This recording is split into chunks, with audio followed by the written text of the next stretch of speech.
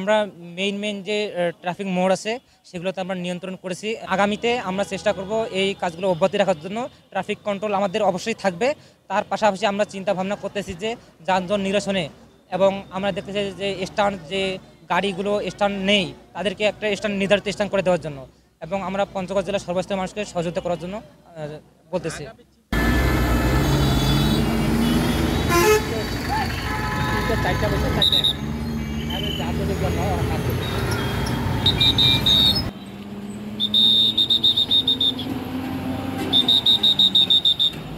আজকে সারাদিনে আমরা পঞ্চগড়ে ট্রাফিকের দায়িত্ব পালন করেছি। আমাদের পঞ্চগড় মকবুল রহমান সরকারি কলেজে প্লাটনের যতগুলো ছাড় আমাদের সহকর্মী আছে তারা সবাই মিলে আমরা আজকে আমাদের কর্মসূচিগুলো পালন করেছি।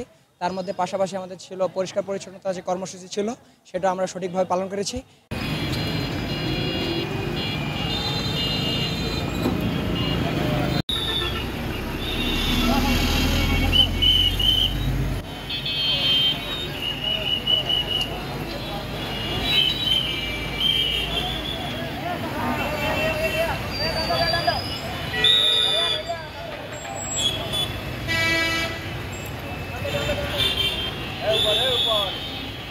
আজকে কালকে এভাবে যেন হচ্ছে আমরা প্রতিনিয়ত কাজ করতে পারি, আমাদের হচ্ছে এটাই আশা।